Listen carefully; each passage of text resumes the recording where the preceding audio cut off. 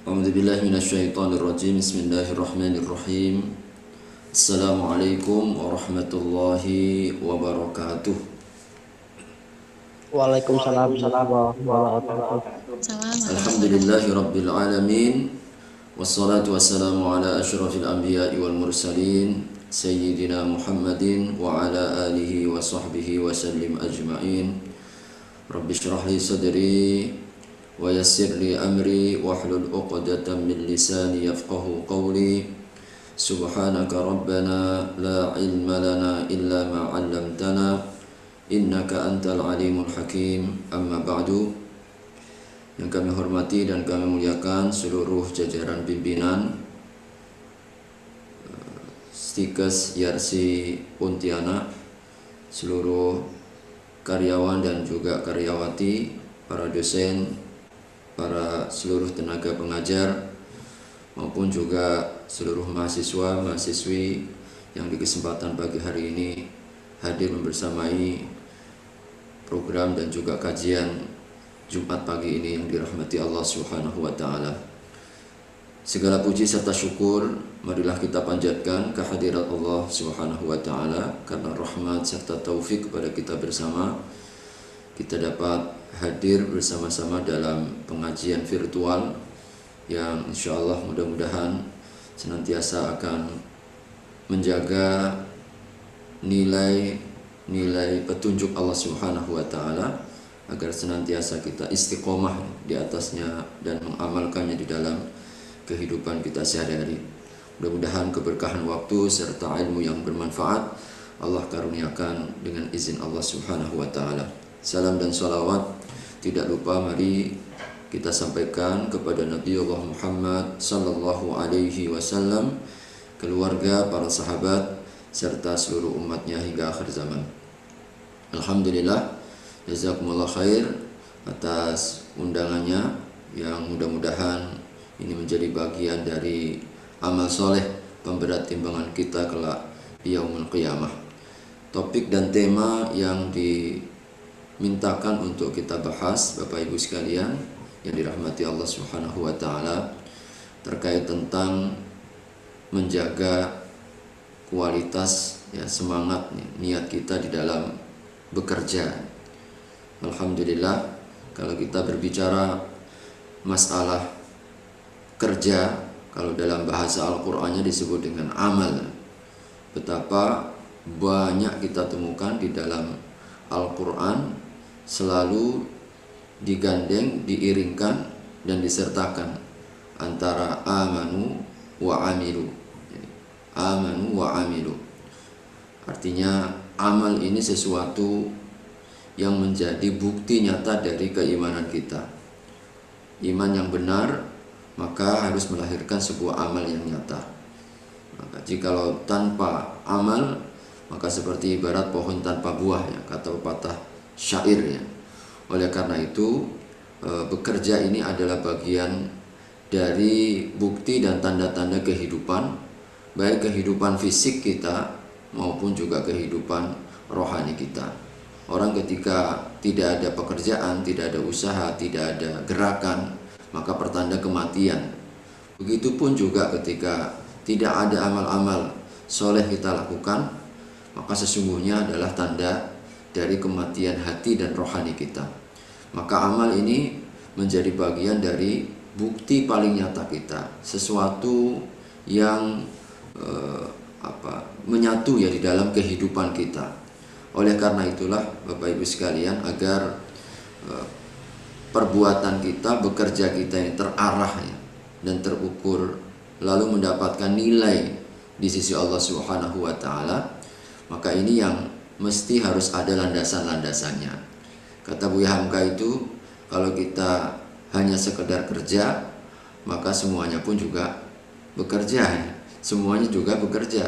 Sampai kerbau pun di ladang juga kerja, tapi kita tidak asal sekedar kerja, tapi kerja yang dilandasi oleh sebuah spirit dan niat yang benar. Ini yang kemudian membedakan antara bekerjanya masing-masing orang. Jadi manusia itu dibedakan dari sini, spiritnya yang melebihkan kita.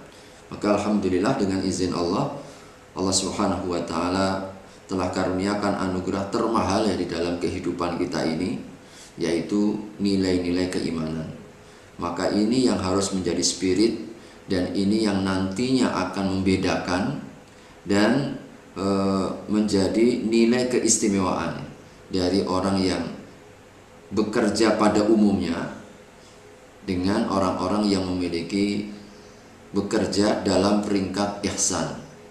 Jadi Bapak Ibu sekalian rahimakumullah, ketika seseorang bekerja ya dengan landasan iman ini, maka dia sesungguhnya memiliki sebuah kekuatan yang sangat luar biasa.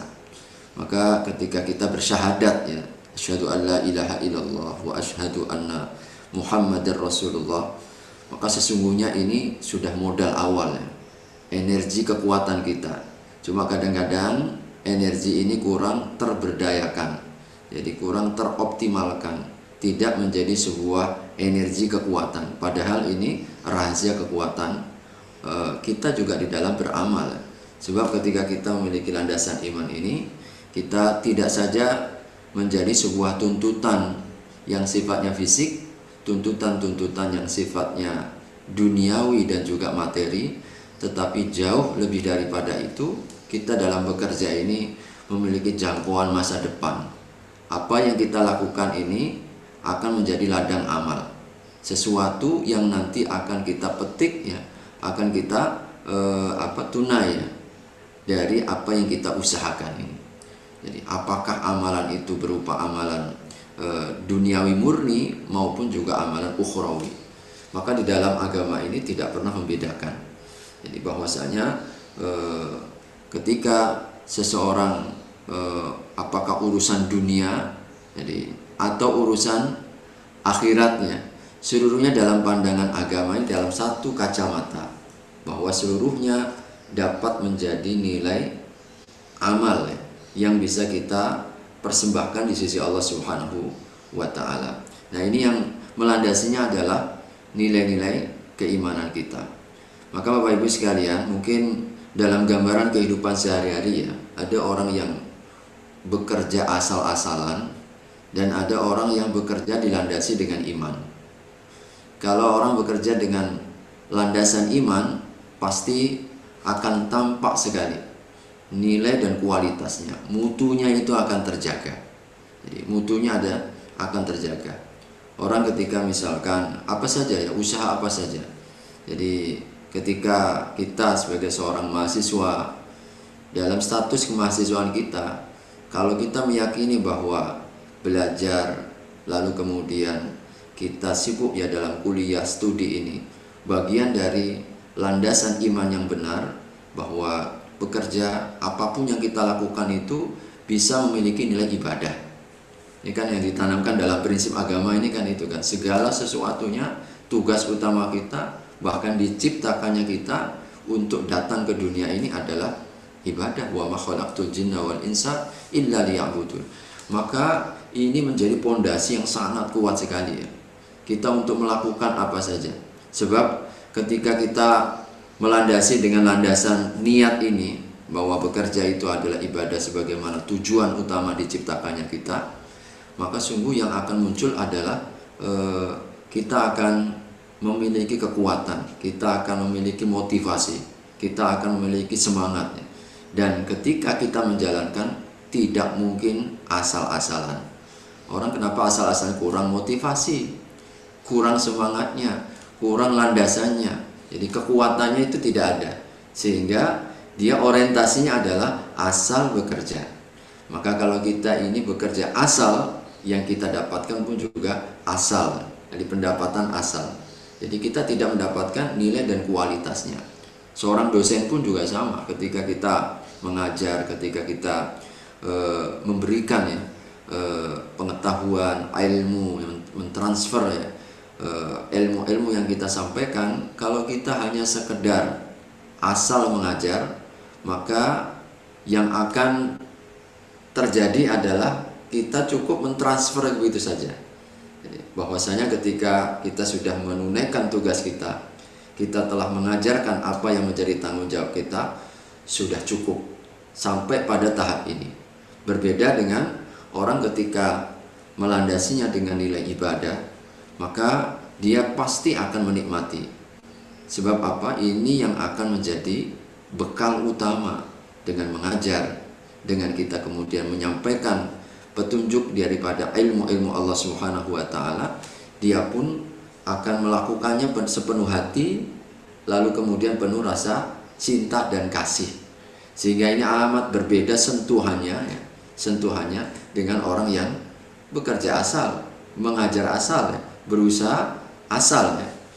Maka contoh misalkan nih, orang kalau bekerja dengan landasan ibadah ini, insya Allah akan mencapai posisi yang paling tinggi dalam sebuah amal yang disebut oleh Nabi peringkat ihsan.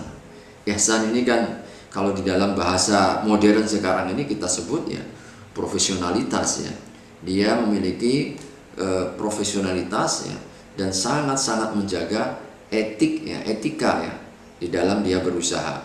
Karena dia melandasinya adalah landasan ibadah kepada Allah Subhanahu wa taala. Seorang pekerja misalkan ketika misalkan tukang penjual roti, bedanya kalau orang yang hanya sekedar bekerja dan cari uang dengan orang yang memiliki landasan ibadah karena Allah Subhanahu wa taala.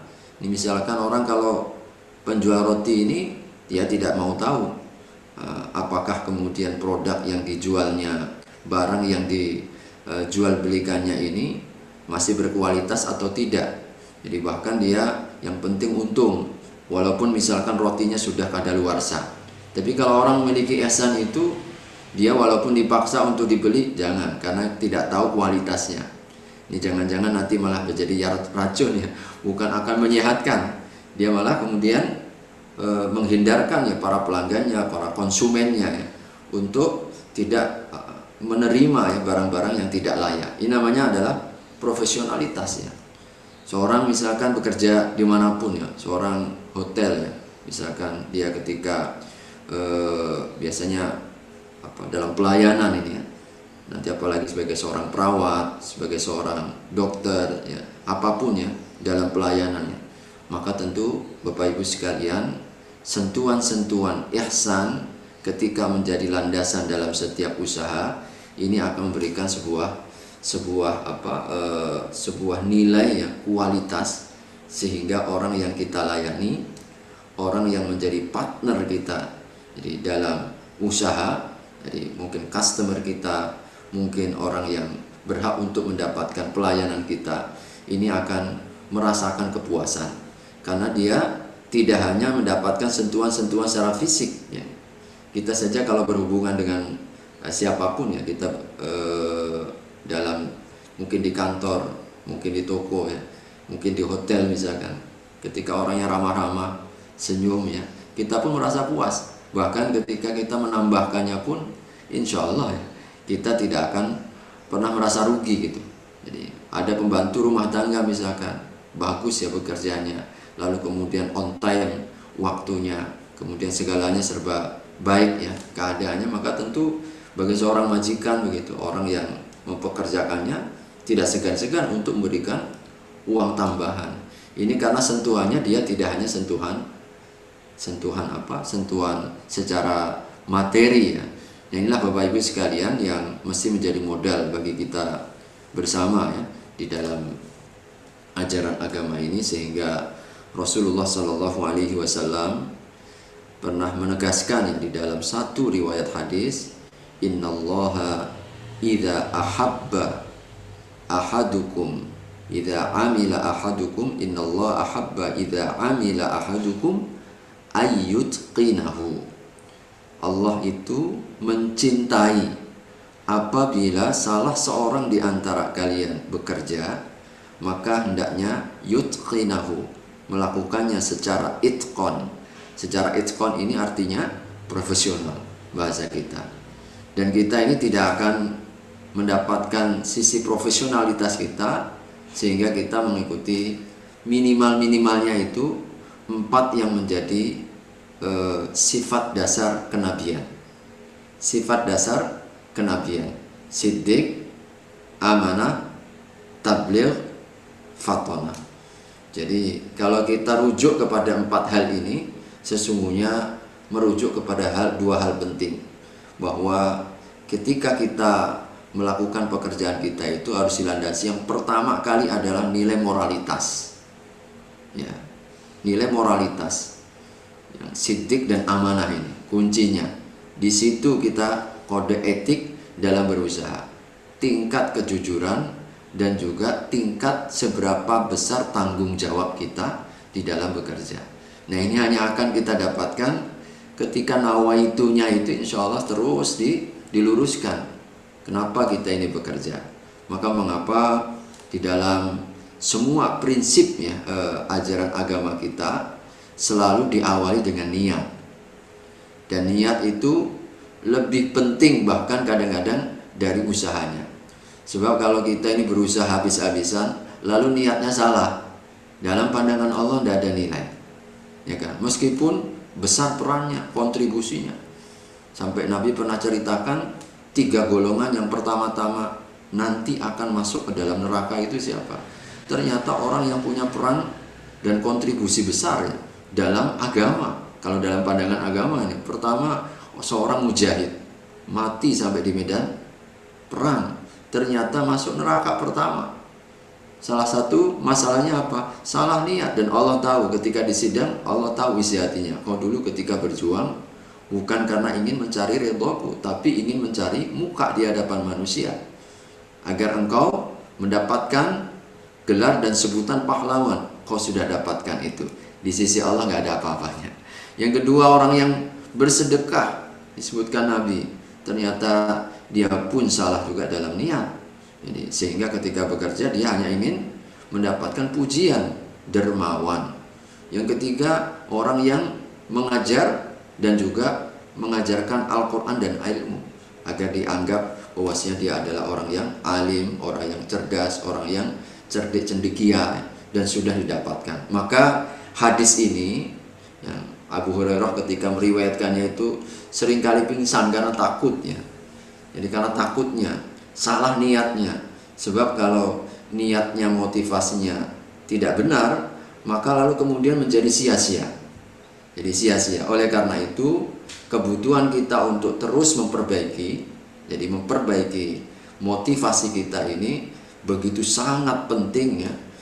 Karena ini yang nanti akan mempengaruhi ya, mempengaruhi nilai, kualitas maupun juga terjaganya kontinuitasnya dari satu amalan. Ya, kontinuitasnya itu lahir dari niatnya. Maka ketika niatnya itu benar, maka dia akan memiliki daya tahan yang lebih luar biasa, kekuatan hati, kekuatan keteguhan jiwanya, dibanding orang yang niatnya salah. Coba Bapak Ibu sekalian, kalau ada orang yang bekerja misalkan untuk tujuan tertentu, lalu tujuannya tidak tercapai, apa yang akan dirasakan? Pasti kecewa. Orang yang kecewa pasti mundur teratur dia. Ini karena tujuan yang salah tadi. Namun ketika orang melakukannya betul-betul dia yakin bahwasanya disinilah memang potensinya, disinilah nilai lebih yang dia miliki, lalu kemudian dia salurkan dalam rangka untuk bagiannya dari nilai ibadahnya di hadapan Allah Subhanahu wa taala. Apakah kemudian dia mendapatkan penghargaan atau tidak mendapatkan penghargaan, maka dia akan tetap bekerja.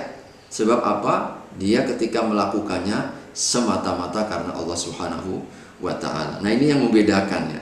Oleh karena itu kuncinya tadi iman ya, keimanan kita kepada Allah Subhanahu wa taala, ini yang akan menjadi kekuatannya agar kita melandasinya ya dengan niat-niat yang tulus ya. Minimalnya memang kalau kita dalam usaha itu 3 lah yang harus kita hadirkan selalu.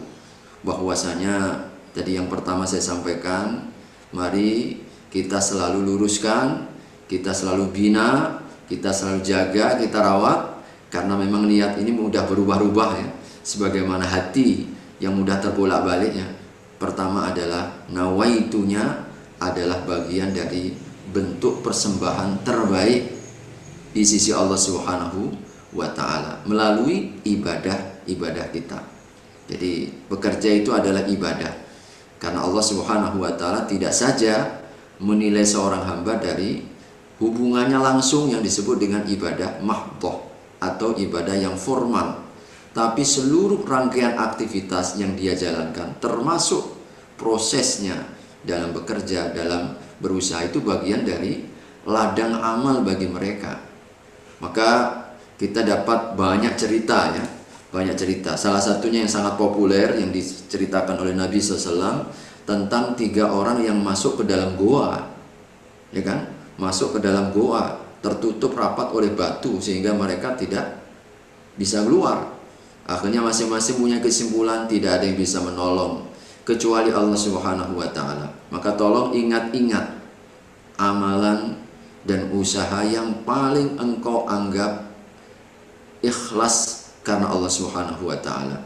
Salah satu yang mengajukan adalah saya memiliki seorang karyawan.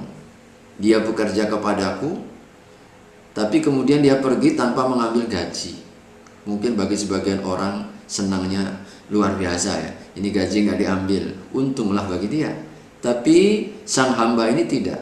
Dia ketika melakukannya penuh dengan ya keimanan, dan ini bagian dari sebuah ibadah ya, sehingga masing-masing perlu kita berikan penghargaan. Jadi ketika kita ini menzolimi orang, maka itu juga bagian dari perbuatan dosa kita, tidak memberikan gajinya, tapi dia simpan hingga beberapa waktu dia simpan, kemudian diinvestasikan, ya kan? Investasi sehingga berkembang begitu luar biasa. Singkat cerita, datanglah orang yang dulu tidak mengambil. Saat dia kembali, dia katakan ingin mengambil gaji itu. Mungkin bagi kita pura-pura lupa ya, atau mungkin kita pura-pura tidak kenal dengan orang ini. Tapi subhanallah, dia mengatakan gajimu telah aku kembangkan. Apa yang dulu belum kau ambil, diinvestasikan. Sehingga kalau dalam riwayat hadis itu disebutkan 1 padang rumput jadi hewan ternaknya dan diserahkan seluruhnya. Subhanallah. Nah, ini orang yang bekerja dengan hati ini. Nah, ini satu contoh ya, bahwasanya ternyata lalu terbukalah pintunya itu, diantaranya menggunakan wasilah bahwa dia ketika berbuat baik, memberikan pelayanan yang prima, ketika dia bekerja secara optimal ya.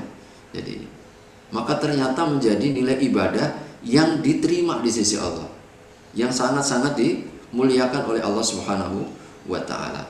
Maka Bapak Ibu sekalian, kita tidak pernah membedakan saat kita berada di atas sejadah maupun saat kita sedang di ruang-ruang pekerjaan kita. Ya, sampai Bimbo mengatakan ada sejadah panjang membentang, ya kan? Artinya bahwasanya sejadah kita itu tidak hanya yang mungkin 1 meter kali setengah meter itu ya, tapi sesungguhnya tempat sujud kita ini membentang dalam sepanjang kehidupan dan aktivitas kita. Maka ketika itulah ya, insya Allah kita pasti akan menikmati saat kita sebagai karyawan atau sebagai pekerja atau sebagai apapun posisi kita, kita tidak pernah kemudian merasa hina. Sebab apa? Sebab dengan itu kita akan menjadi dekat dengan Allah Subhanahu wa taala. Bahkan Nabi berikan jaminan, orang yang berusaha dan jujur bersamaku seperti ini. Orang yang bekerja dan jujur bersamaku seperti ini. Karena memang beratnya untuk berperilaku jujur itu sendiri. Nah, orang itu akan senantiasa jujur kalau motivasinya tadi itu benar. Untuk apa kita berbuat curang ya? Sebab ini tidak akan menambah, bahkan nanti ini akan menjadi pemberat kita ini, yang akan menuntut kita di akhirat ya. Bapak Ibu sekalian, maka ini yang terpenting. Maka yang kedua juga, mari kita coba terus ya landasi dalam setiap usaha kita, ini bagian dari implementasi tanggung jawab yang Allah bebankan kepada kita dalam kehidupan. Selain daripada ibadah adalah khalifah, yaitu pelayanan, pemakmuran. Bagaimana agar dalam dunia ini semakin menjadi lebih baik. Maka tidak ada lain kecuali kita memberi manfaat, kita yang menambah, bukan kita menjadi sampah. Maka tugas kekhalifahan itu kita implementasikan bagaimana kita mengimplementasikannya dalam bidang-bidang yang Allah karuniakan kepada kita potensinya. Maka Bapak Ibu sekalian, mengapa Nabi SAW menyebutkan bahwa setiap kita itu punya potensi. Jadi bahwasanya setiap kita itu dibekali oleh Allah kemampuan, dan dengan kemampuan itu kita akan dimudahkan dengan surga kita. Kullun muyassarun lima khuliqalahu. Masing-masing kita itu nanti akan dimudahkan oleh Allah memasuki surganya melalui kemudahan-kemudahan atau potensi. Bahasa lima khuliqalahu itu artinya kemampuan, potensi yang kita miliki. Maka bagi seorang pengajar, disitulah jalannya untuk ke surganya. Bagi seorang bisnismen, dengan usahanya disitulah surganya. Bagi seorang pejabat pemerintahan, penguasa, jadi maka melalui kekuasaannya itu sesungguhnya Allah hendak mudahkan jalannya ke surga. Posisi apapun, sampai pun dalam posisi misalkan hanya sekadar pekerja rendahan. Karena itu ada cerita Nabi, ada cerita dalam hadis Bukhari ya, tentang seorang wanita yang memungut sampah di masjid. Tiba-tiba kemudian Nabi kehilangan. Nabi tanya, mana biasanya ada wanita yang biasa memungut sampah? Ternyata Nabi tidak luput dan tidak lepas perhatiannya, walaupun hanya seorang pemungut sampah. Para sahabat mengatakan, ya Rasulullah sudah meninggal. Rasul berubah itu mukanya ketika para sahabat mengatakan sudah meninggal. Yang terkesan apa? Apakah karena posisinya hanya sebagai seorang pemungut sampah, lalu kalian anggap tidak ada nilainya? Maka Nabi SAW meminta tunjukkan di mana kuburnya. Beliau pergi ke kuburnya dan beliau sholat di atasnya. Padahal sholat di kuburan itu haram. Sampai dalam kasus ini yang haram pun dikecualikan untuk memberikan penghormatan sepanjang zaman ya, bagi kita umatnya. Jangan pernah sekali-kali meremehkan status orang. Jangan pernah kita itu menganggap remeh peran orang sekecil apapun, meskipun hanya memungut sampah. Maka seluruhnya mendapat penghargaan. Siapa yang tidak beruntung langsung dapat doanya Nabi di sholat jenazahi oleh Nabi SAW. Doanya pasti mustajab, pasti menjadi syafaat di sisi Allah Subhanahu wa Ta'ala. Nah ini kita mesti yakin peran utama dan motivasi utama kita saat kita bekerja adalah menebarkan manfaat melalui tugas yang diembankan oleh Allah kepada kita, khalifah, yaitu pemakmuran. Bagaimana kita semakin meningkatkan kemanfaatan bagi sesama. Oleh karena itu Nabi menyebutkan yang terbaik di antara kita yang memberi manfaat ya kepada sesama. Khairun nasi anfa'uhum linnas. Nah ini yang paling baik. Dan yang ketiga tentu Bapak Ibu sekalian, ini yang perlu kita tanamkan, kita kokohkan dimanapun posisi, dimanapun tempatnya. Kita berusaha pada level apapun, status dimanapun, maka pastikan bahwa ada nilai dakwah di sana. Ada nilai dakwah dan seruan melalui apa yang kita lakukan. Maka jadikan sebagai seorang pimpinan, sebagai dakwahnya adalah melalui kepemimpinannya. Di sana ada keteladanan. Maka jadikan posisi kita itu menjadi sesuatu yang bisa diambil pelajaran dan keteladanan. Dan disitulah dakwahnya. Kita berdakwah tidak mesti seorang ustadz berceramah. Ini teramat sangat kecil. Jadi porsi dan bagiannya. Oleh karena itu Nabi sampai menyebutkan kalau kita ini mau merubah segala sesuatu, ternyata bukan dengan lisan. Lisan itu nomor 2. Nomor pertama dengan kepemimpinan, dan itu nilai keteladanan. Sebab ternyata merubah orang dengan keteladanan jauh lebih efektif daripada 1000 kata-kata yang kita sampaikan. Kita ngomong sampai berbuih-buih, tapi kalau nggak ada contoh, kita hanya akan menjadi bahan olok-olokan. Pandai jak ngomong, tapi nggak pandai buat ya. Jadi kan sampai ada orang yang mengatakan top mo dules, karena kan begitu kan, banyak kerja ya, banyak ngomong tapi nggak banyak kerja kan. Tapi kalau orang itu walaupun kata-katanya nggak terungkap, tapi dia ketika melakukannya itu, ini menjadi pelajaran luar biasa. Banyak kita dapatkan orang-orang seperti itu, tidak banyak bicara, tapi dia berbicara dengan bahasa perbuatannya. Nah, disitulah unsur dakwahnya. Sebagai seorang pengajar, mesti kita juga, apalagi ya, ini dakwahnya di situ. Sehingga kita sering mendengar istilah guru. Guru itu adalah yang digugu dan ditiru.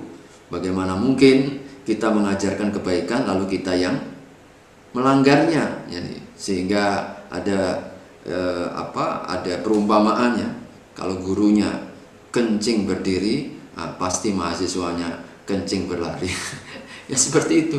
Jadi nggak akan pernah jauh dari apa yang dia lihat. Dan nggak akan efektif. Ilmu yang kita sampaikan itu nggak akan masuk. Apa yang kita tanamkan tidak akan pernah diterima ya. Kalau kita tidak memberikan keteladanan terlebih dahulu, maka pastikan posisi kita itu adalah posisi dalam dakwah. Seorang mahasiswa juga sama. Bahwasanya mari kita contoh bahwasanya thalabul ilmi, mahasiswa ini Masya Allah kedudukan yang amat sangat mulia. Orang ketika menuntut ilmu, Nabi jamin dekat dengan surga. Jadi barang siapa yang berjalan menuju tempat-tempat ilmu, Allah akan mudahkan jalannya ke surga. Man salaka tariqan yaltamisu fihi ilman, sahhalallahu tariqahu ilal jannah. Ibadah ini, ibadah luar biasa.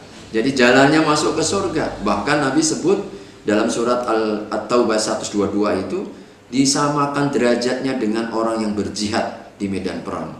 Itu sama, orang yang berilmu. Maka kita, subhanallah, spiritnya. Oleh karenanya ketika menjadi seorang mahasiswa, maka jadilah mahasiswa yang sungguh-sungguh, yang memiliki kualifikasi ihsan, bukan asal mahasiswa.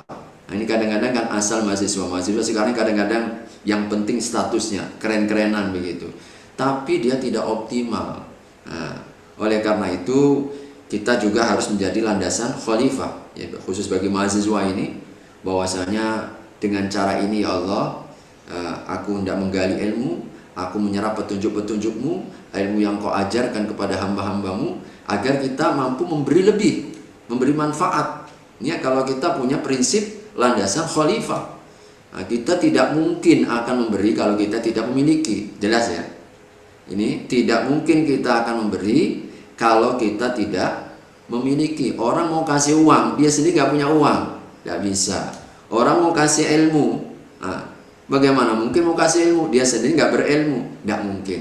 Maka saat kita belajar, khusus bagi mahasiswa ini, optimalkan, lakukan secara ihsan, sebab itu adalah tuntutan agama. Sebab kalau nanti kita memiliki sesuatu, ada ilmu, ada keterampilan, karena kesungguhan kita saat kita menjadi mahasiswa, insya Allah ya, kita akan dapat memberi lebih dibandingkan mereka yang tidak memiliki. Padahal konsep dalam agama ini berada di atas, bukan di bawah kan. Posisikan selalu kita ini jangan yang di bawah. Kita diarahkan untuk selalu yang memberi. Jadi memberi apapun, termasuk ilmu, termasuk tenaga, termasuk pikiran, termasuk kemanfaatan, dan tentu dakwah. Mahasiswa ya, ketika kita melakukan secara serius, secara sungguh-sungguh, subhanallah, insya Allah ya, apalagi kalau kita memiliki sebuah prestasi, mungkin tanpa bicara, orang ketika menyebut kita karena banyak prestasinya itu, akhirnya ingin mencontoh, menjadi inspirasi. Dan banyak kita melihat kan inspirasi-inspirasi orang-orang yang sukses dalam bidangnya masing-masing.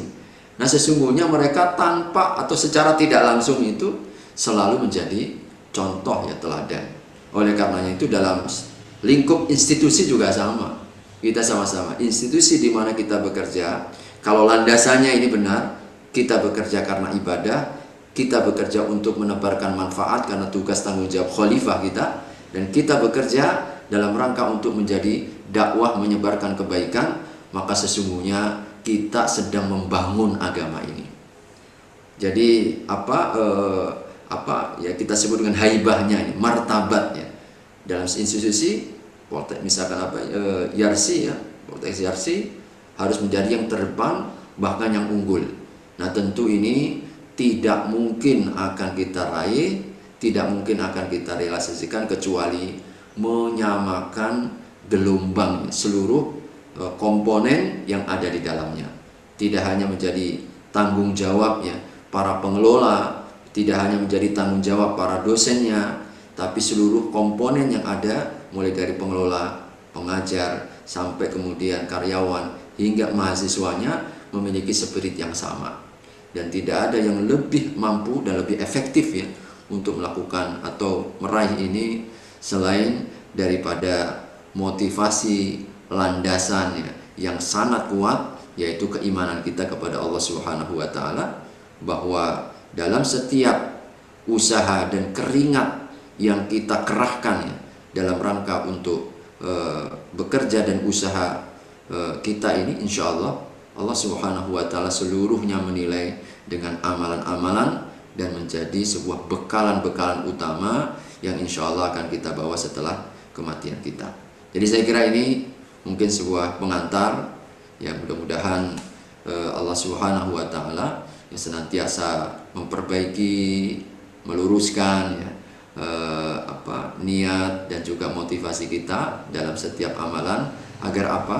Kita tidak menjadi orang yang merugi tadi ya. Nah, kita ini kalau dengan landasan yang 3 minimal tadi, insya Allah ya, kita akan mendapatkan kedua-duanya, fid dunya hasanah wa fil akhirati hasanah. Ada orang yang tidak ada motivasi spiritnya, hanya sekedar untuk mencari harta dan dunia, dapat, tapi rugilah dia. Sebab apa? Tidak ada tabungan, nah, kan begitu kan? Nah, kita ini kan pengennya tabungan, sekali dayung 2-3 pulau terlampaui. Bagaimana caranya? Kita bekerja, fisik kita, tapi niat jangan lupakan. Hadirkan nawaitunya tadi itu, niatnya ini. Kalau lurus, maka insya Allah yang kita menjadi harapan Allah akan sampaikan. Kita mungkin akan dapat prestasi, kita mungkin akan mendapatkan apa yang kita usahakan di dunia ini, dan insya Allah pahala yang menanti kita. Nah, simpanan yang terus akan mengalir di dalam kehidupan lanjut atau setelah kehidupan ini. Nah, inilah orang-orang yang cerdas. Hanya perbedaannya di mana? Motivasi. Apa yang menggerakkan? Spiritnya itu. Dan inilah yang membedakan antara orang yang beriman dari yang tidak. Mudah-mudahan kita dapat berdayakan ini menjadi bagian dari persembahan ya terbaik yang di dalam kehidupan kita, insya Allah. Wallahu a'lam bishawab. Saya kembalikan kepada moderator. Assalamualaikum warahmatullahi wabarakatuh. Waalaikumsalam warahmatullahi wabarakatuh. Jadi kalau Ustaz menyampaikan materinya, semoga kita semua dapat mengambil pelajaran atas apa yang telah disampaikan tadi.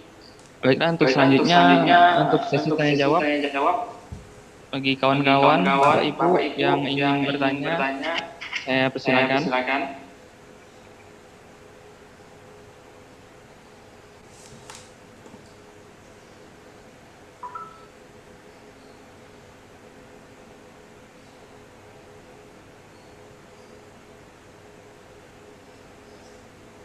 Silakan Bapak Ibu yang ingin mengajukan pertanyaan terkait dengan tema kita pada pagi hari ini.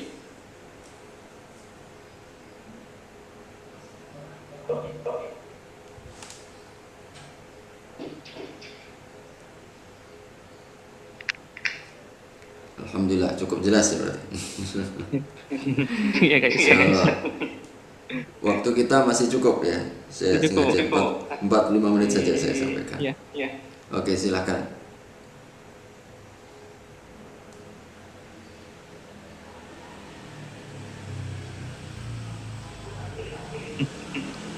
Pak Ali nanya Pak Ali. Besok Pak Ali nanya nih.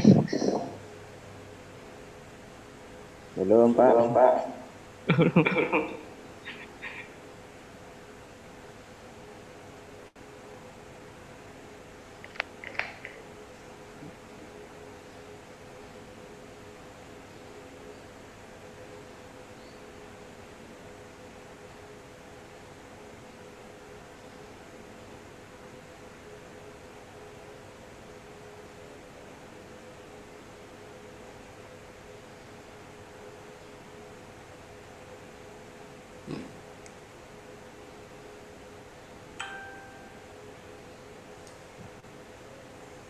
Insya Allah. Baik, kalau dirasa cukup ya. Ini ada Kalau tidak ada pertanyaan, silakan. Ibu Nur Pratiwi. Assalamualaikum. Tanya Ustaz, bagaimana bagaimana cara agar selalu baik dan lurus? Ya, terima kasih insya Allah. Siapa tadi, Ibu Nur ya. Baik. Jadi ibu sekalian, bapak ibu sekalian yang dirahmati Allah, sebagaimana tadi saya sampaikan ya, bahwa di antara perkara yang paling sulit ya untuk kita jaga karena begitu cepatnya berubah itu adalah hati. Dan niat ini adalah perbuatan hati. Jadi niat ini adalah perbuatan hati. Oleh karena itu ketika hati mudah berubah, niat pun juga mudah berubah juga ya. Jadi karena disinilah mengapa kemudian usaha kita untuk terus meneruskan itu sama seperti usaha kita untuk menjaga hati agar senantiasa istiqomah. Karena keistiqomahan hati ini yang akan memberikan pengaruh ya, keistiqomahan secara zohir kita. Sebagaimana Nabi pernah sabdakan, hati itu adalah panglimanya ya. Jadi ala inna fil jasadi mudghatan, ada satu songgok daging dalam tubuhmu, idza saluhat saluhal jasadu kulluhu. Kalau dia baik maka baik seluruhnya. Dan ternyata Nabi sebutkan adalah hati. Oleh karena itu, karena mudah berubahnya dan dia seringkali berubahnya ini karena situasi dan kondisi. Jadi kita ini mudah berubah. Tadi senang lalu tiba-tiba jadi benci. Jadi tadi misalkan dia semangat tiba-tiba ya menjadi lemah. Begitulah cepatnya ya perubahan itu.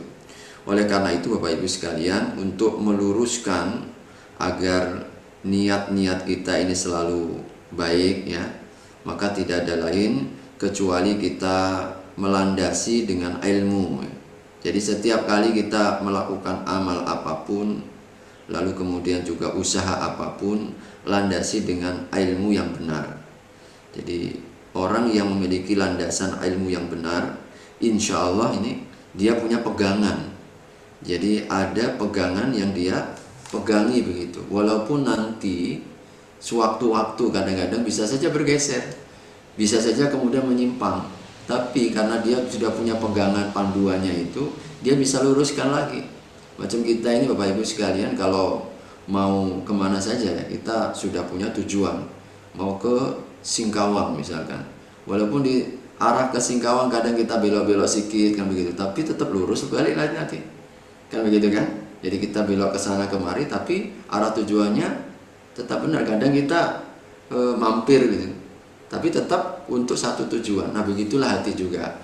Jadi kalau kita ini sudah memiliki pegangan untuk apa kita ini bekerja, jadi sehingga sewaktu-waktu jikalau ada perkara-perkara yang membuat hati beralih, niat mulai kendur, jadi ada yang salah ini dalam orientasi kita. Tapi karena ilmu yang kita miliki, nah ini yang insya Allah akan meluruskan kembali, akan jauh lebih mudah, bahkan cepat sekali dia untuk kembali. Nah, karenanya ini ilmu. Oleh karenanya dalam satu ayat ini disebutkan, innalladzina taqaw idza massahum ta'ifum minasyaiton tadzakkaru fa idzahum mubsirun. Orang-orang yang memiliki ketakwaan hati, karena keimanan yang terus dijaga dengan ilmu, dengan pengajian seperti ini ditanamkan terus. Sesekali kata Allah Subhanahu wa taala, orang yang beriman dan bertakwa itu juga disesatkan oleh syaitan. Idza massahum syaitan. Jadi idza massat ta'ifatu minasyaiton, jadi ternyata juga tergoda, dan kita rasakan itu. Kadang juga tergelincir, ya. Kadang juga salah, ya. Orang yang beriman, orang yang bertakwa pun juga kadang terpleset, ya. Tapi bedanya apa? Oh, ujungnya idza massahum ta'ifum minasyaiton tadzakkaru, mudah sekali ingat, mudah sekali dia kembali. Jadi kalau sekali dia tersesat itu, mungkin dia terperosok, dia langsung sadar gitu, salah saya ini ya, udah salah tujuan nih, balik lagi. Nah, yang membuat kita kembali itu apa? Ilmu. Jadi petunjuk agama. Yang terus kita tanam seperti ini. Maka untuk terus menanamkan dan meluruskan niat itu, maka kita pun juga harus sering-sering ya berada dalam majelis-majelis ilmu, sehingga disebutlah majelis ilmu itu majelis zikir. Zikir itu peringatan. Majelis zikir sama dengan majelis ilmu. Para ulama katakan majelis ilmu yang majelis zikir itu majelis peringatan. Kita diingat-ingatkan begitu. Karena manusia ini kan mudah lupa, sehingga perlu ada momen-momen untuk mengingatkan kita. Begitu ya. Ini yang pertama. Yang kedua, memang untuk terus ya meluruskan ini, salah satunya kita bantu ya dengan kita melihat, kita membaca ya orang-orang yang sukses ya, orang-orang yang lurus ya dari yang tidak. Ya, contoh ketika Nabi SAW tadi menceritakan tentang 3 yang pertama-tama api neraka itu dinyalakan bagi mereka. Ini kan ngeri kita. Awwaluman tusa'aru fihi jahannam. Ada 3 golongan yang pertama-tama api neraka itu dinyalakan. Mungkin dalam pandangan kita pastilah ini orang yang musyrik, orang kafir. Ternyata tidak. Adalah orang-orang yang secara zohirnya tadi itu kan prestasinya bagus. Dia mujahid, dia ahli sedekah, dia ahli ilmu. Tapi ternyata seluruhnya pertama-tama dimasukkan ke dalam neraka jahanam. Masya Allah, na'udzubillah ya. Nah, ini tentu menjadi pelajaran yang akan meluruskan. Kalau kita ingat cerita itu, balik lagi, takut kita nanti. Jadi takut. Kita waktu berinfak mungkin muncul perasaan macam-macam. Kalau kita ingat itu, jadi lurus lagi kita. Nah, kita ketika mengajar ilmu begini, lalu kemudian ada niat macam-macam, kita baca kembali, kita ingatkan dengan hadis riwayat ini, kita kembali tersadar, ya kan? Jadi dengan membaca cerita, coba kita mengetahui akibat. Apa akibat kalau niat kita tidak lurus? Belum lagi nanti di akhirat, di dunia kadang kita sudah mendapatkan akibatnya. Apa itu? Kekecewaan. Nah, kita mati-matian misalkan mengejar orang, kita semua kita lakukan, traktir dia lah, mungkin apa aja keperluannya kita berikan. Ternyata ya itu tadi, ya ibarat cinta bertepuk sebelah tangan. Apa yang terjadi? Pastilah kita kecewa, pastilah kita marah. Sesungguhnya teguran, itulah kau kan. Kau niat cari pujian orang, kau niat cari hati orang, padahal hati orang bukan di tangan kita, ya kan? Nggak bisa orang itu kita beli dengan harta. Habis harta kita, belum tentu dapat sesuatunya. Makanya banyak orang, mohon maaf, kadang-kadang mereka habis-habisannya untuk musim pilkada, musim pemilihan. Ya mereka membeli orang dengan harta. Harta habis belum tentu terpilih, bisa stres dia. Nah, coba kalau diniatkan dengan kebaikan, dia nggak akan kecewa. Nah, bantu-bantu aja begitu kan. Mau pilih dia pilih-pilih, nanti adalah itu kebaikan Allah itu. Jadi seperti itu kita nggak akan terkena beban. Kita nggak akan pernah kecewa dalam kehidupan. Sebab apa? Kita yakin bahwa apa yang kita lakukan itu tidak akan pernah hilang. Meskipun mungkin dia tidak memuji kita, meskipun mungkin tidak sesuai dengan harapan kita, tapi kita yakin Allah itu kalau kita bertransaksi dengan Allah, tidak akan pernah kecewa. Jangankan yang besar ya, sampai pun dalam Al-Quran itu kan sebiji atom. Sebiji atom pun akan diperlihatkan oleh Allah Subhanahu wa taala. Makanya ketika kita melakukan sesuatu tidak pernah merasa rugi dan sia-sia, sebab seluruhnya dalam catatan amal Allah yang maha teliti, yang maha rinci. Maha teliti dan maha rinci. Begitu ya Bapak Ibu sekalian. Yang ketiga, tentu salah satunya adalah doa. Ya, doa. Ini kita mohon agar selalu diluruskan oleh Allah. Salah satunya, ya muqallibal qulub, tsabbit qulubana ala dinik, ya musarrifal qulub, sarrif qulubana ala ta'atik. Wahai yang membolak-balikkan hati, balikkan hatiku selalu istiqomah di atas petunjuk ajaran agamamu. Wahai yang merubah-rubah hati, rubahlah hatiku selalu dalam ketaatan kepadamu. Ini doa yang kata Aisyah yang sering didengar oleh beliau dari Nabi. Jadi ternyata Nabi itu sering ya mendoakan masalah ini agar ditetapkan, diluruskan gitu. Karena mudah berubahnya tadi. Jadi mudah-mudahan dengan cara seperti itu, termasuk juga Bapak Ibu sekalian, pergaulan ini juga menentukan ya.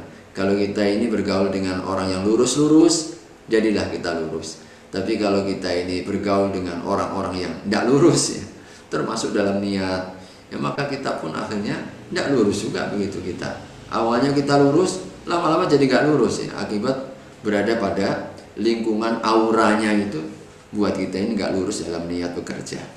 Saya kita itu ya, wallahu a'lam bishawab. Selanjutnya ada pertanyaan dari Ina Juliana. Assalamualaikum Ustaz. Salam. Mohon izin bertanya, apakah ada batasan atau kriteria tertentu bagi pelajar atau penuntut ilmu yang disamakan dengan fisabilillah? Ya, baik Bapak Ibu sekalian, ini Ibu Dina ya. Pertanyaan terkait dengan posisi kedudukan orang yang menuntut ilmu. Jadi mereka insya Allah sama derajatnya dengan orang-orang yang mujahid. Jadi orang-orang yang mujahid. Nanti kalau tadi saya sampaikan surat At-Taubah ya, kalau kita mau dibuka itu surat At-Taubah, Allah Subhanahu wa taala sebutkan di sebentar saya bukakan ya. Ya, ayat 122 ya. 122 tadi. Wa ma kana al-mu'minuna liyanfiru kaffah. Hendaknya orang-orang yang beriman itu jangan semuanya kafatan, jangan seluruhnya keluar untuk berjihad, semuanya ke medan perang. Falaula nafara min kulli firqatin minhum ta'ifah. Harusnya ada segolongan di antara mereka, tugasnya apa? Liyatafaqahu fid din. Mereka mendalami ilmu-ilmu agama. Nah, jadi di dalam ayat inilah kalau kita membaca dalam tafsir-tafsir itu, Allah sejajarkan kedudukan seorang mujahid dengan orang yang menuntut ilmu. Oleh karenanya, orang yang menuntut ilmu itu posisi dan statusnya adalah berjihad, mujahid fisabilillah. Oleh karena itu sebagian para ulama memberikan hak bagi mereka untuk bagian daripada zakat, yaitu fisabilillah.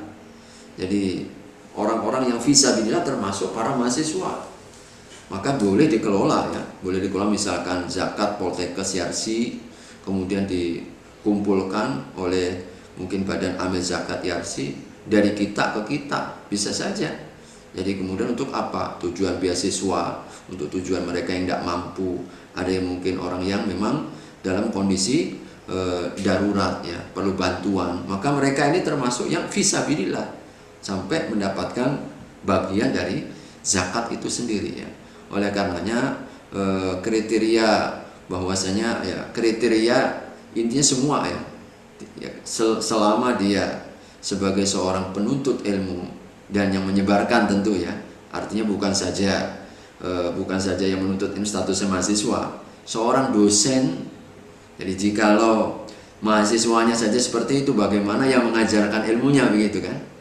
Maka sesungguhnya mereka yang terlibat di dalam proses keilmuan, mereka sesungguhnya kedudukannya sama dengan mujahid di sisi Allah. Maka disinilah mengapa kita itu tidak pernah merasa rugi ketika kita datang ke kampus, ketika kita datang untuk kuliah. Sesungguhnya langkah-langkah kita itu sama seperti langkah-langkah ketika seorang mujahid pejuang di medan perang. Subhanallah, ini kan luar biasa. Jadi jangan minta kita perang seperti mungkin di Palestina ya. Belum tentu juga kita berani kan, begitu kan. Nah, Allah berikan medan amal kita ini sama posisinya dengan pejuang mereka di medan perang ya, yaitu orang yang berjuang dalam ilmu, sehingga yakin kita saat kita menghafal, saat kita mengulangi, saat kita mungkin meringkas, saat kita melakukan penelitian, sesungguhnya kita sedang berjuang di jalan Allah Subhanahu wa ta'ala.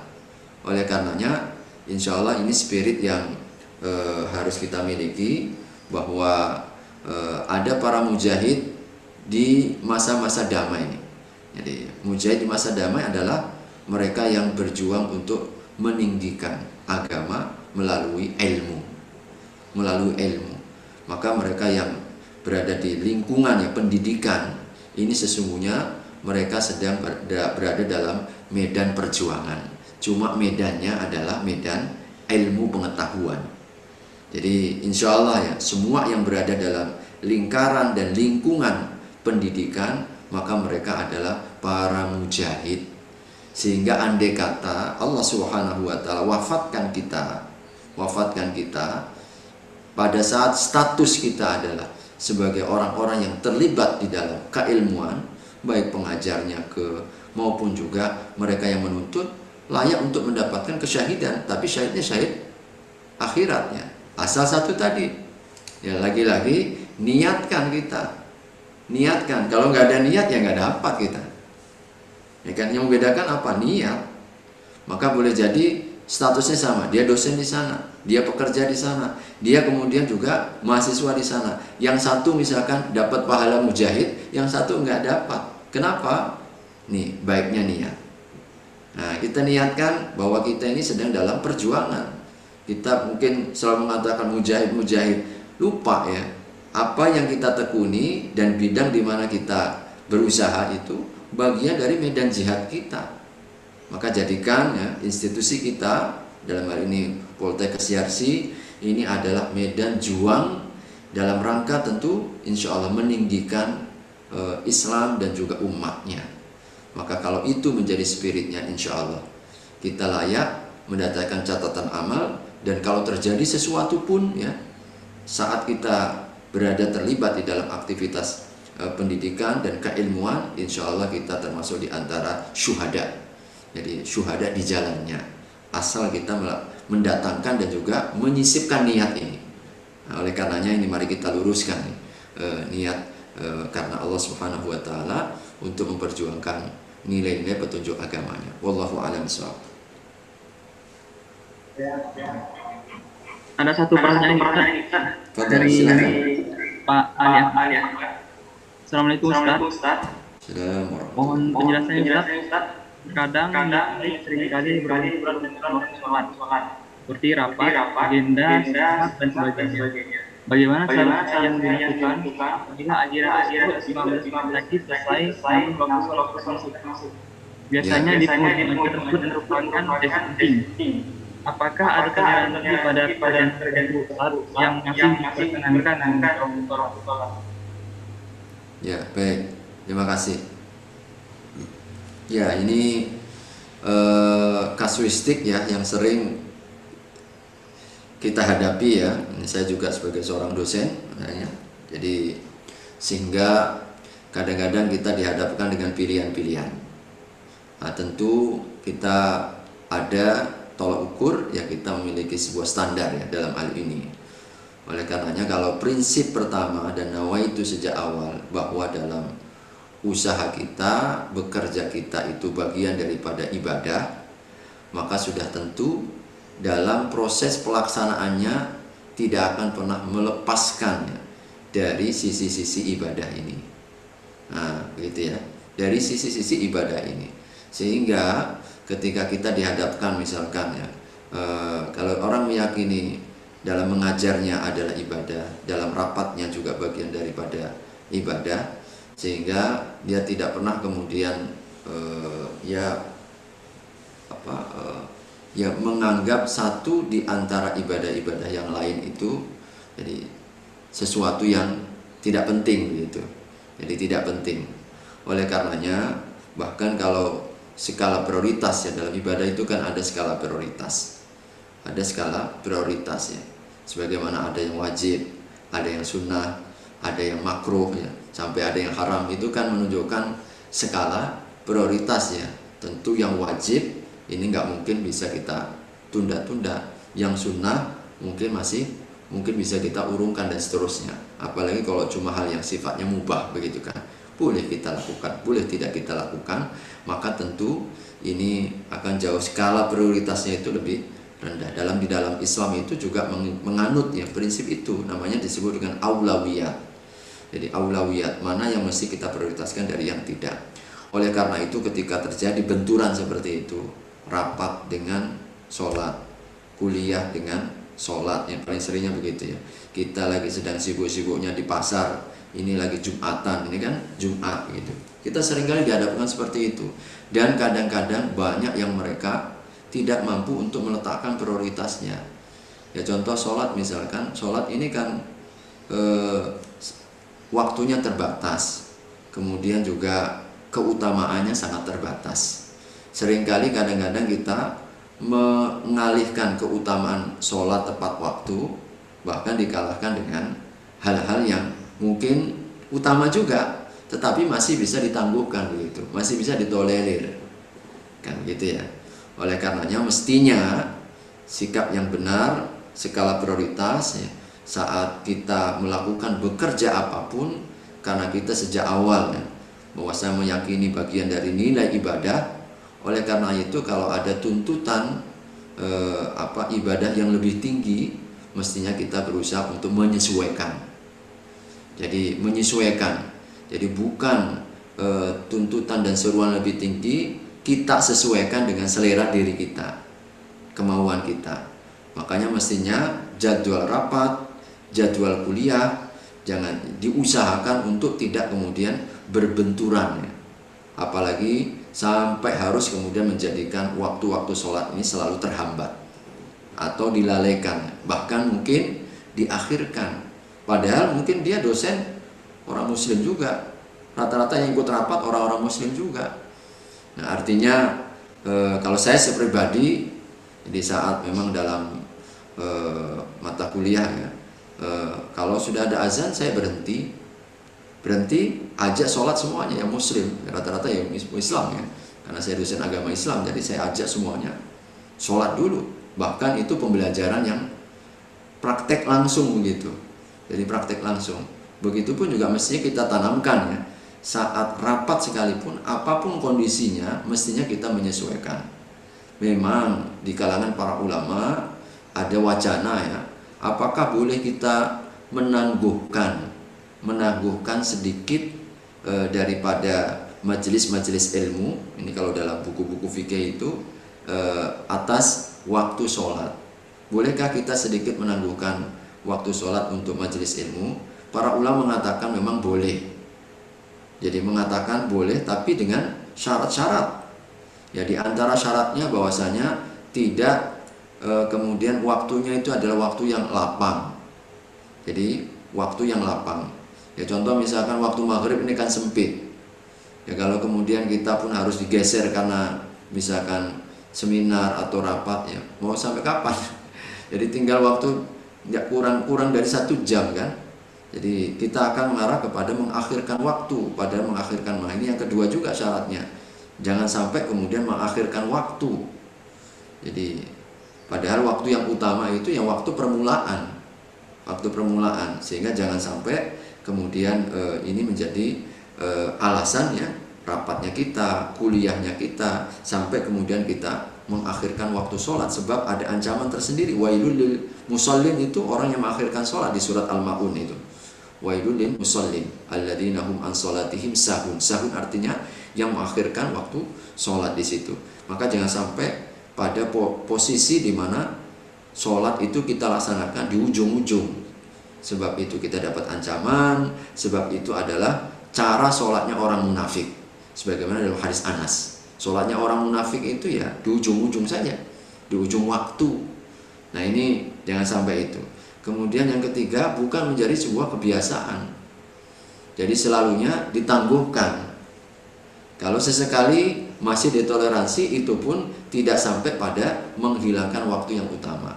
Kemudian juga jangan sampai meninggalkan hal yang utama. Misalkan gara-gara kita rapat, gara-gara kita kuliah, lalu kita nggak bisa berjamaah.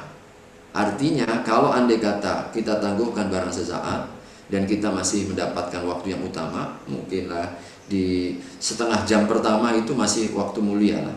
Jadi ring-ring waktu itu. Kemudian ketika kita andai kata memastikan bahwa ketika kita tangguhkan sesaat itu kita masih dapat mendapatkan jamaah, maka insya Allah boleh-boleh saja. Tapi sekali lagi bukan menjadi sebuah rutinitas, tetapi ini sifatnya dibuka untuk emergensi, sewaktu-waktu, kondisional. Kalau memang ini masih mungkin kita nanti berjamaah setelah ini, karena ya kalau bahasa kita nanggung begitulah ya, nanggungnya, tapi jangan nanggung sampai pada sampai mengakhirkan waktu sholat, dan juga jangan menjadi satu hal rutinitas yang dia biasakan sehingga akhirnya sholat selalu dinomor duakan atas yang lain. Nah tentu ini yang kita mendapatkan celaan dalam agama, karena pada prinsipnya sebagaimana dalam kaidah usul fiqh itu al-amru yaqtadi al-faur, bahwasanya kalau ada perintah itu, jadi setiap ada perintah tuntutannya adalah segera. Itu dalam kaidah usul fiqh, al-amru yaqtadil faur, bahwasanya setiap perintah itu kandungannya adalah tuntutannya adalah segera. Sebab kalau kita ini, kalau dalam buku-buku usul fiqh itu digambarkan, coba kalau ada orang yang kita muliakan meminta sesuatu kepada kita, lalu kita datang terlambat, pastilah dia akan mencela. Seorang pembantu kita, ibu-ibu, bapak-bapak sekalian, seorang dosen minta kumpulkan mahasiswa jam tertentu, waktu tertentu, lalu sampai terlambat sehari 2 hari, pastilah kita marah. Jadi kapan aku tugaskan, jam berapa harusnya mesti diselesaikan, ternyata nggak diselesaikan tepat waktu, dapat celaan. Begitulah juga para ulama itu gambarkan seperti itu untuk menunjukkan bahwa setiap seruan itu tuntutannya adalah segera. Sebab kalau kita ini menunggu-nunggu, menangguh-nangguhkan, maka kita akan mendapatkan celaan dari Allah Subhanahu wa Ta'ala, sebagaimana orang-orang munafik dicela oleh Allah karena suka melambat-lambatkan sampai mengakhirkan waktu sholat. Jadi mudah-mudahan ini menjadi sebuah skala prioritas, dan selalu kita prioritaskan untuk urusan sholat ini, karena dia menjadi salah satu di antara tolok ukur baiknya kehidupan kita, baiknya kualitas sholat kita. Kalau kita menjaga sholat, Allah akan menjaga kehidupan kita. Kalau kita memprioritaskan sholat, Allah pun juga akan berikan kepada kita kehidupan yang diprioritaskan. Mau jadi hamba yang prioritas tapi nggak pernah memprioritaskan Allah, nggak mungkin. Hidup kita mau diprioritaskan, nggak mungkin kalau kita ini tidak mendahulukan masalah sholat ini. Karena itu Nabi SAW sebagaimana riwayat Aisyah itu, kalau sudah mendengar waktu azan sholat, maka beliau seperti tidak mengenal siapa yang di sekelilingnya. Itu gambaran Siti Aisyah dan riwayatnya. Kalau sudah mendengar azan, maka beliau seperti tidak mengenal siapa yang di sekelilingnya, karena fokus dan serius untuk mempersiapkan panggilan Allah Subhanahu wa Ta'ala. Wallahu a'lam bishawab. Satu pertanyaan kita Baik. dari Pak Fajar Pambudi. Assalamualaikum, izin bertanya Ustaz. Saat kita ingin mendapatkan keterangan saat sholat, namun terdengar orang ngobrol di samping kita, terdengar lucu, dan terganggu sholat kita, apakah sah atau tidak sholat yang kita lakukan? Terima kasih Ustaz.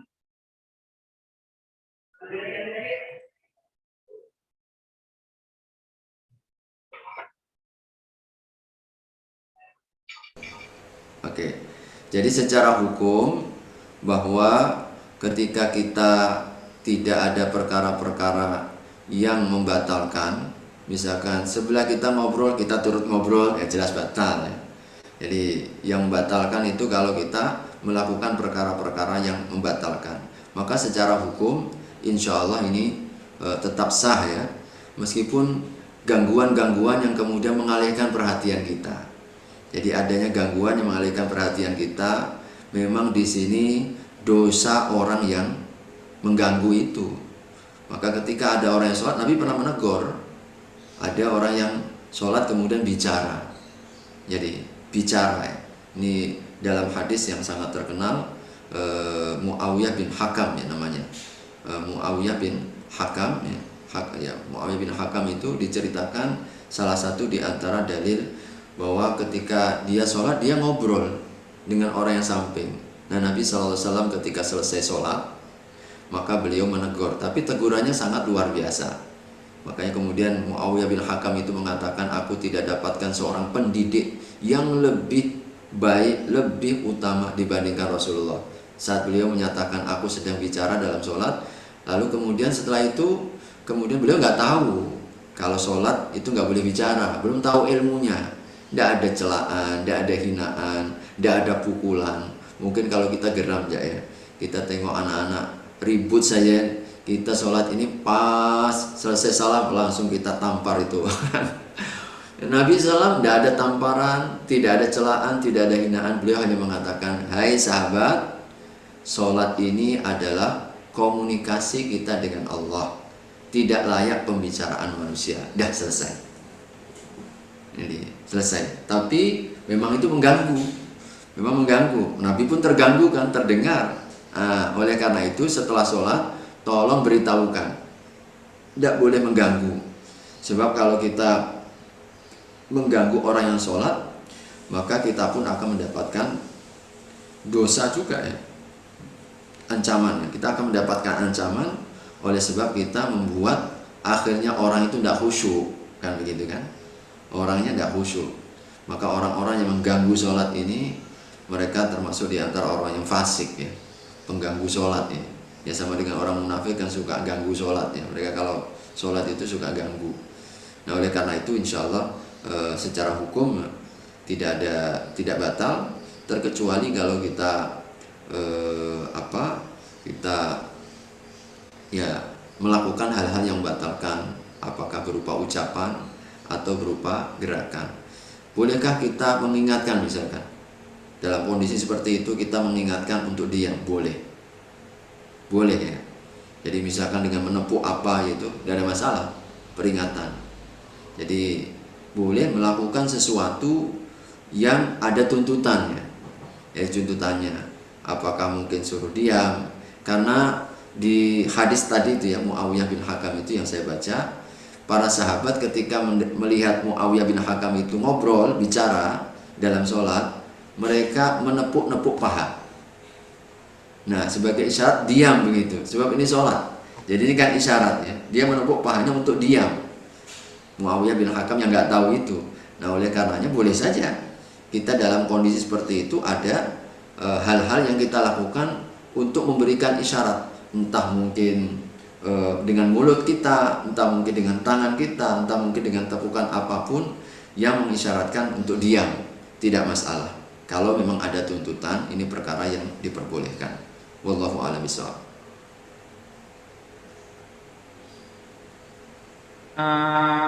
Dan pertanyaan tadi, maka kajian pada hari ini kita akhiri. Sebelum kita akhiri, ada baiknya kita tutup dengan doa. Untuk doa ini saya minta kesediaan Ustadz untuk memimpin doa Ustadz. Aduh.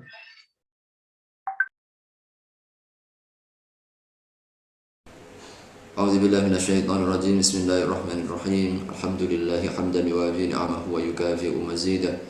Ya Rabbana lakal hamdu kama yanbaghi li jalali wajhikal karimi wa 'azimi sultanik. Rabbana zalamna anfusana wa illam taghfir lana wa tarhamna lanakunanna minal khasirin. La ilaha illa anta subhanaka inna kunna minadh dhalimin. Rabbana ighfir lana wa liwalidina warhamhum kama rabbawna shighara. Rabbana ighfir lana wa li ikhwanina alladhina sabaquna bil iman.